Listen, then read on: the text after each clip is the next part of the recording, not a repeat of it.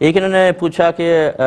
شوہر نے کہا کہ اگر میری یہ بیوی گاؤں نہیں گئی تو میری طرف سے فارغ ہے۔ جب یہ جملہ کہا تو آپ گئیں کہ نہیں گئیں؟ اس میں یہ ہوتا ہے کہ کوئی تاریخ متعین کی تھی کہ ایک ہفتے کے اندر اگر نہیں گئی تو طلاق ورنہ نہیں، یا فوری طور پہ اس کا موڈ ہی آپ کو سمجھ میں آ رہا ہے کہ یہ چلی جائے بس یہاں سے، اگر نہیں گئی تو پھر طلاق؟ اگر ایسا ہی تھا تو اگر آپ نہیں گئی تھی تو ایک طلاق اسی ٹائم پڑ گئی تھی، پھر اگر آپ ساتھ رہنے لگے تو اس سے رجعی طلاق ہوتی ہے ہمارے نزدیک، تو لہٰذا آپ کا نکاح کے بغیر بھی ساتھ رہنا صحیح تھا، جبکہ اس بات کے کہنے کے 3 حیض کے اندر آپ ساتھ رہے اور کوئی بھی میاں بیوی والا جسمانی تعلق قائم ہو گیا تو یہ رجوع کہلاتا ہے، یا شوہر نے قول سے کہہ دیا ہو کہ چلو میں تم سے رجوع کرتا ہوں تو ٹھیک ہے۔ اگر یہ دونوں صورتیں نہیں تھیں تو 3 حیض گزرنے کے بعد آپ ان کے نکاح سے باہر نکل گئی تھیں، پھر تو ساتھ رہنا حرام ہی تھا کیونکہ نکاح ختم ہو گیا ہے۔ اچھا فرض کر لیں کہ آپ کا رجوع ٹھیک تھا، آپ ساتھ رہنے لگیں، پھر انہوں نے گاؤں کے اندر یہ کہا کہ یہ یہاں رہے گی یا وہاں ورنہ میری طرف سے فارغ ہوگی، یہ بھی، اور یہ 2 دفعہ آپ نے کہا کہ انہوں نے کہا تھا۔ یہ یاد رکھیں جب شوہر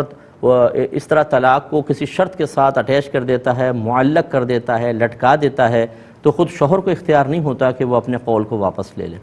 ہاں اگر وہ یہ شرط رکھ دیتا کہ میری اجازت کے بغیر اگر تم گھر واپس آئیں گاؤں سے تو تمہیں طلاق، اب اجازت، لیکن یہاں تو آپ نے جو الفاظ کہے اس نے کوئی اجازت کے لفظ ہی نہیں کہا، اس نے کہا یہاں پہ یہ گاؤں میں رہے گی، نہیں آئی شہر میں آ گئی تو اس کو طلاق ہوگی۔ 2 دفعہ یہ کہا تو اجازت کا تو مسئلہ ہی نہیں ہے، اور شوہر ایک دفعہ یہ تعلیق طلاق کے الفاظ کہہ دے تو اس کے ہاتھ کٹ جاتے ہیں، لہٰذا اب اگر آپ گاؤں چھوڑ کے شہر آئیں تو 2 طلاقیں مزید پڑھیں گی۔ اس لیے بہتر یہ ہے کہ آپ اس پورے مسئلے کو ایک دفعہ پھر ایک کاغذ پر اچھی طرح لکھیں، کنٹرول روم سے میرا آپ سیل نمبر لے لیں اور مجھے واٹس ایپ کر دیں، تو اس پہ ہم اپنے ادارے سے آپ کو فتویٰ مرتب کر کے دے دیں گے۔ اس سے پہلے آپ دونوں پہ فرض ہے کہ بالکل علیحدہ ہو جائیں، آپ اپنے میکے چلی جائیں، ساتھ رہیں گی، گناہ ہی گناہ ہوتا رہے گا۔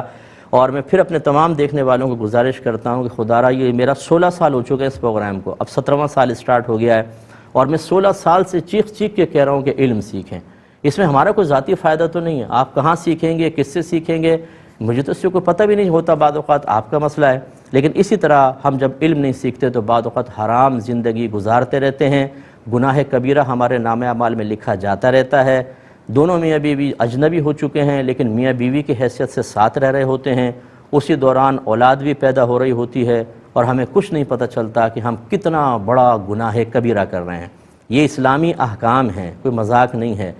آپ دولہا جو ہے وہ صرف 2 لفظ کہتا ہے، قبول کیا، ایک اجنبی عورت حلال ہو جاتی ہے اس کے لیے، حلال، ساتھ رہنا حلال، جسمانی تعلق حلال، وہی شریعت ہمیں کہتی ہے بعض اوقات الفاظ زبان سے نکالو گے یہی عورت تمہارے لیے حرام ہو جائے گی، اب اس کو دیکھنا حرام، اس کو چھونا حرام، اس کے قریب جانا حرام، ساتھ ایک گھر میں رہنا حرام۔ لیکن ہمارے لوگ بالکل سمجھنے کے لیے تیار نہیں، جب نکاح کے مسئلے بتائیں جس میں عورت مل رہی ہو تو بہت خوش، مفتی صاحب زندہ باد، اور اگر ہم طلاق کے الفاظ بتائیں اوہو مفتی صاحب مردہ باد۔